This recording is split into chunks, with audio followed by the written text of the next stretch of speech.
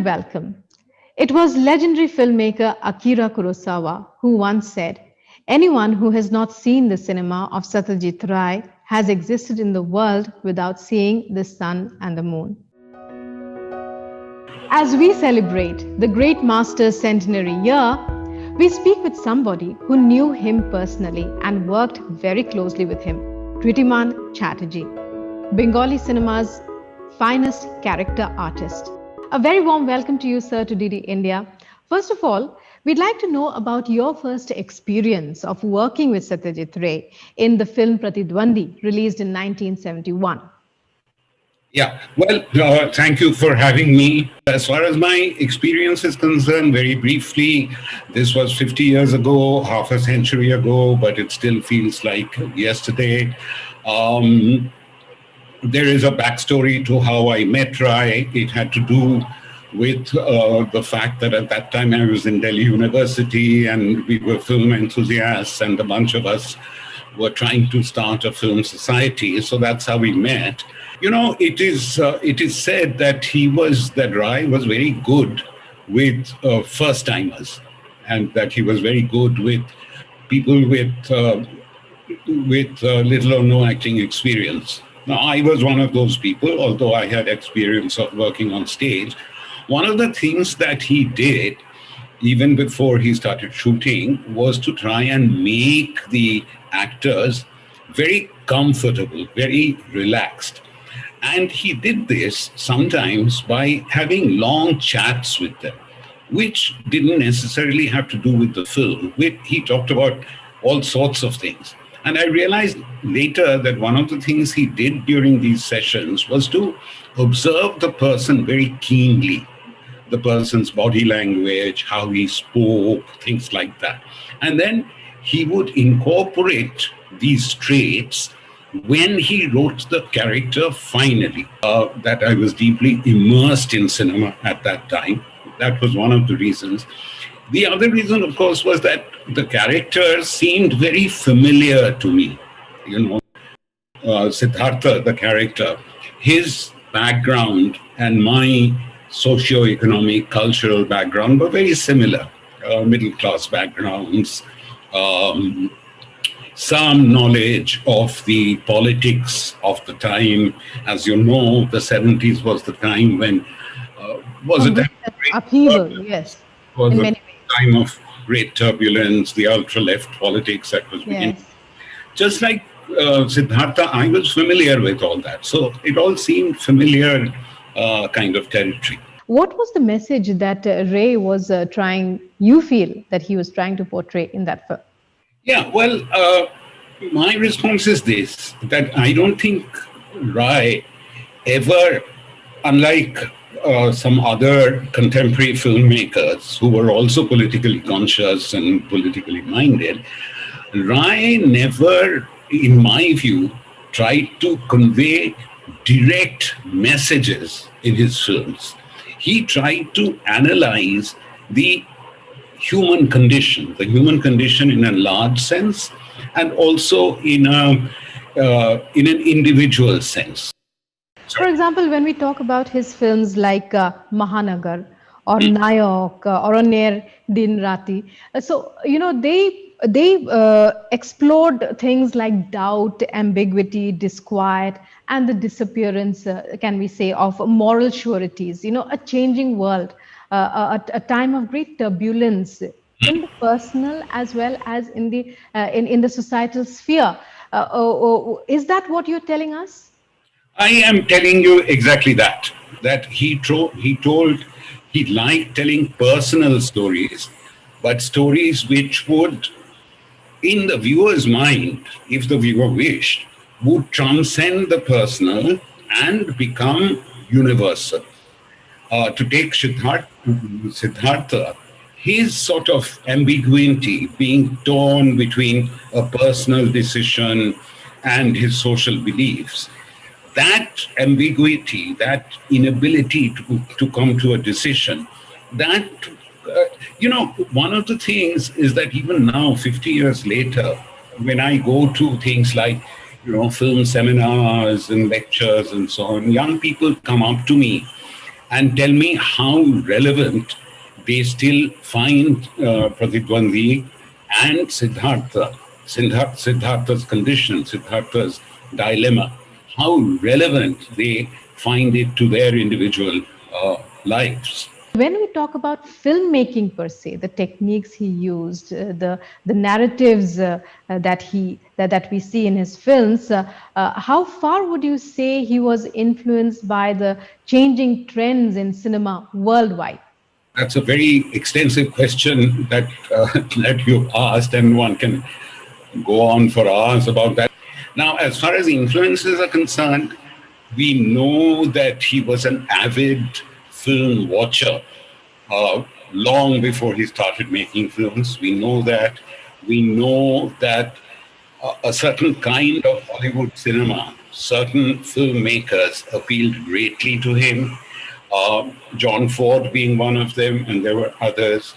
We know that before he made his first film, he was in London for a stint working for an advertising agency. And at that time, he was an absolutely avid film goer.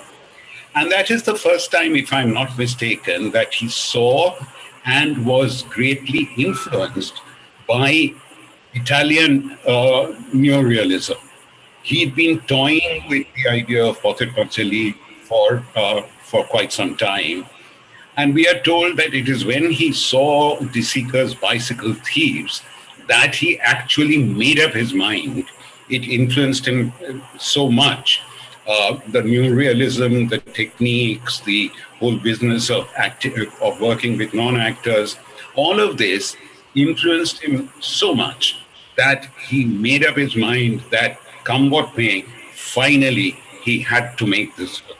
So there were a lot of influences working on him, but he absorbed all of them and established or carved out a very individual voice for himself. What would you say were the changes that you saw in his filmmaking, in the way he directed his actors, in any other way, in the process from his between the early years and the later phase? Yeah, well, that's an interesting question you asked, because in many ways, Pratitwandi itself was a departure from what he had done earlier. At that time, there was a kind of a feeling, there was a kind of a criticism, I mean, not often directly raised, but there was a kind of a criticism that he was fighting shy of addressing the political realities of the day, specifically the ultra-left movement that was happening at that time. So in many ways, Pratitwandi was his response to that criticism in terms of content. In terms of style, in Pratitwandi, he did a lot of stylistic things, like the use of the freeze, like the use of the handheld camera, things which he had not done before. Earlier, his style used to be, for want of a better word, used to be very much more of a classical, a very quiet, subdued kind of style.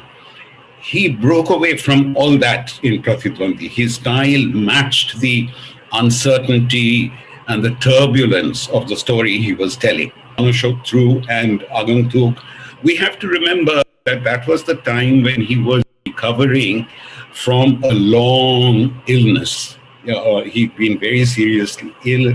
He was recovering from that. I remember during Shoku, there was an ambulance standing outside the sets all the time. His cardiologist used to visit all the time. So he had to make films in restricted, towards the very end, he had to make films in very restricted surroundings within the set, not moving around too much, not having outdoor locations, things like that. So those were purely physical constraints, which reflected stylistically in what we finally see as his style. His idea about a hero, an anti-hero, or a negative character? Yeah, well, first of all, from a personal point of view, I was actually, to be quite frank with you, I was actually quite a bit in uncertain when he decided to cast me in Ganeshotru, because I had been used to playing what I mean, call it hero, call it positive character. I had been used to playing the sort of angry young man, Yes. and to be cast in I won't say villain, but to be cast in a negative role, what is these days called a negative role, was a bit unsettling to me because I'd not done it before. But I accepted. There was no question of saying no to him, and also, quite frankly, I thought that it would be a challenge for me to do something that I was unfamiliar with, to do something that I had not done before. Now, Rai, in everyday life as well as on the sets, he was a man of few words. You know, he didn't believe in over explaining, over analyzing, and so on. He would have a discussion and then would leave it to the actor to, to do things in his own way. So I realized after a few days that he was not saying anything. And there was always this sort of niggling doubt in my mind. So I picked up the courage to go and ask him, Manikta, is it, we used to call him Manikta, as you know, Manikta, is it all going right, do you think? So his answer was very brief. In Bangla, he said, Jodi thik na hoy, tale bolbo. That is to say, if things are not all right, then I'll tell you. If I don't say anything, that means that things are going all right. So, of course, I was overjoyed. And of course, in after that in Aguntuk, where I had a very brief appearance, just one or two scenes, he cast me in an absolutely, what shall I say, I mean, almost a super villain kind of role. And it was a wonderful challenge to me as an actor. And my greatest satisfaction was when, people who saw the film, people whom I knew well, when they came up to me and said, "Oh, we absolutely hated you in this film," that was to me the biggest compliment. Exactly. Well, he's been called a complete filmmaker, somebody who had a hand not just in the script or in the direction or but in cinematography, in the music, in the dialogues, everything, in the way the actor looked, even in what kind of makeup he used or whether he used makeup at all. You know, a question that I sometimes ask people is a what if question, which is to say that what if Satyajit Ray hadn't made his first film? What if Panchali did not get the recognition that it did? What if he found it almost impossible to become a filmmaker? What would he have been known as? He would have been known as a number of things. He would have been known as a prolific and successful writer. He would have been known as a graphic artist. He even designed a typeface, in case you did not know. So he would have been known as an illustrator, a designer, a writer, a music composer. So there were various sides to his talents. And in his filmmaking, he put all these talents to use. When he did his first film, Panchali, his cinematographer, Subrata Mitro, who later became an internationally acclaimed cinematographer, Subrata Mitro, there was only one person in that unit, their editor, who had anything to do with cinema before that. I mean, nobody had anything at all to do with cinema. Rai is reported to have told him, "Oh, you know everything about photography. You know what film speed is. You know what aperture is. You know what shutter speed is. Only difference is that a still camera, you hold it steady, and a film camera, you move it around." So you learn while we. So everything was learning by doing. In many cases, his reason for doing various things himself were purely practical. That I'm working with a limited amount of money. I have a limited period of time. I am not being able to, I mean, people are, they are great people, but for whatever reason, I am not being able to communicate with them. So let me do it myself. So it was a purely practical kind of thing.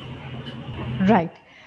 You've worked with other filmmakers as well, despite the fact that you are known as a reluctant actor. They say your main purpose in entering films and working with great directors, great filmmakers, whether it's Satyajit Ray, the greatest of them all, or Mrinal Sen, or Aparna Sen, it was basically because you had a passion to know their art better. Is that true?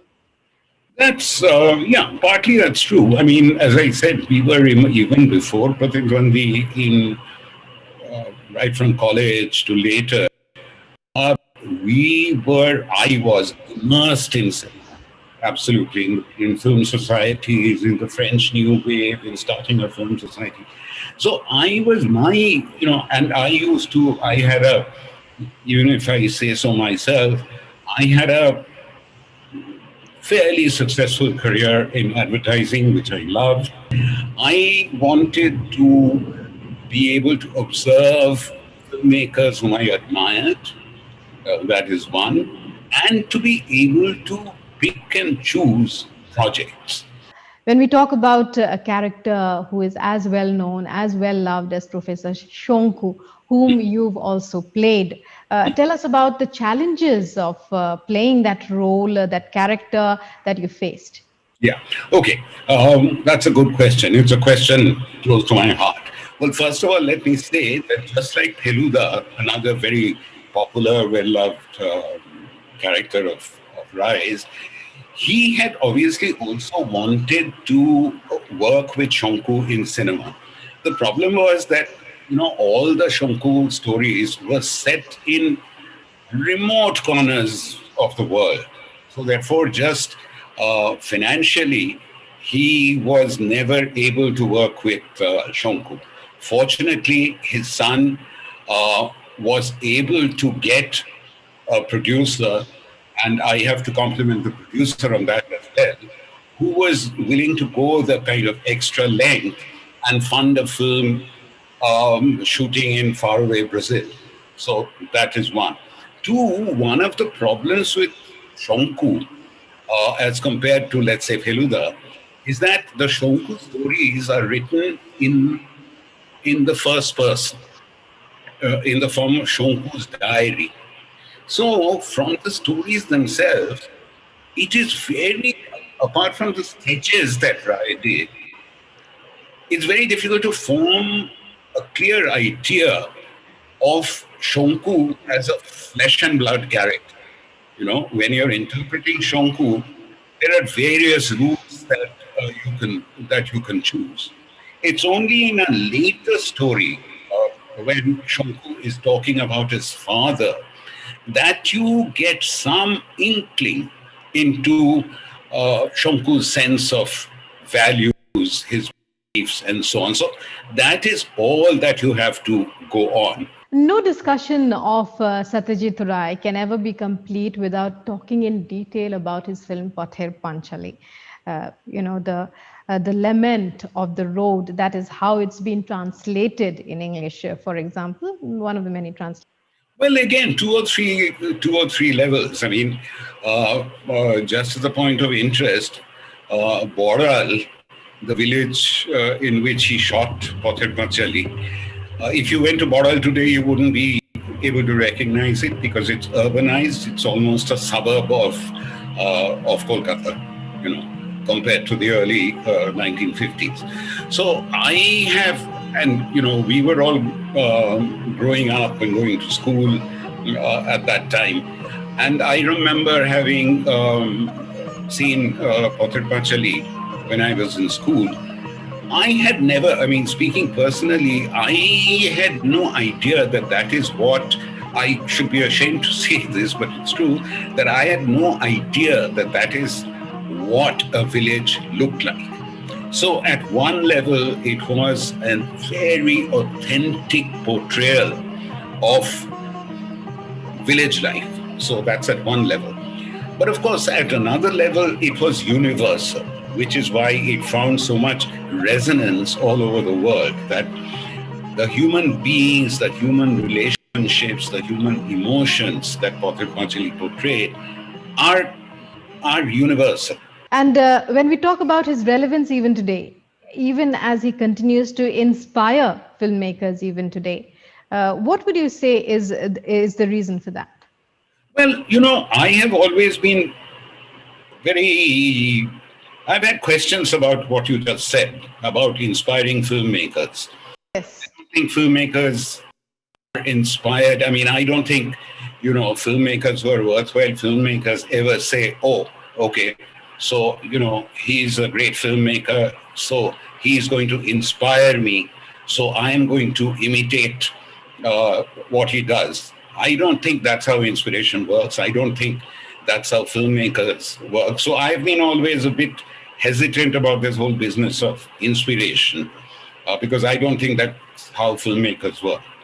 What does inspire, and that has got to do not only with filmmakers, but with anybody that you admire, what inspires you is values and ideology, a belief system that you find sort of fits your own belief systems. So I mean that Rai, the liberal, secular, left-leaning, thinking person is of great relevance in, I have to say, these very troubled, intolerant, fundamentalist times that we are going through. We are going through, I have to say this, I have to take the opportunity of this forum to say that we are going through very troubled times. And it is people like Rai, among others, not only as a filmmaker, but as a thinking person, that provides guidance to us. Yes. As somebody who has worked in an age which has seen a lot of upheaval, a lot of turbulence, as you mentioned, political, societal, even otherwise, what would be your message to filmmakers of the present day, to people who are in the process of reaching out to the masses, of communicating with the masses? Yeah, well, first let me say that, who am I to give a message? I'm too insignificant to give anybody a message. But my wish would be that to filmmakers, Indian filmmakers, would be in whatever you do, it doesn't have to be directly, but in whatever you do, keep the social and political context in mind. You can hardly think of a Rai film which did not have a social context to it. And Yes. even today, if you look at some cinema, if you look at the Malayalam cinema, for example, which I admire greatly, or the Marathi cinema, we find a lot of filmmakers who are speaking about things as they are today. So my only wish is that, of course, entertainment is necessary, making a profit is necessary, all of that is necessary. We understand that. But while doing all that, please remember that you are reaching out to thousands and lakhs of people. So do things which makes them think. I think that is the key word. Make cinema which makes people think. If you want a message, that would be my message. Well, thank you very much, Dhridiman Chatterjee, for joining us here on DD India and for giving us a little more insight into the legendary filmmaker, the master filmmaker that Satyajit Ray was, through your close association with him, through knowing him personally as well as professionally. Many, many thanks for joining us. Thank you. Thank you very much, Rukma, for having me on this show. Thank you very much. The world misses Satyajit Ray every day. Without him, the world of filmmaking across the world would have been incomplete. Although he made most of his films in Bengali, the language they spoke was universal, the language of humanism, reaching out to every human heart as they touched upon topics such as relationship, conflict, emotion, and the struggle for survival. He has been known by many different names, but we remember him always as somebody who gave us a slice of life itself. Thanks for watching this special tribute to the legendary filmmaker. Namaskar.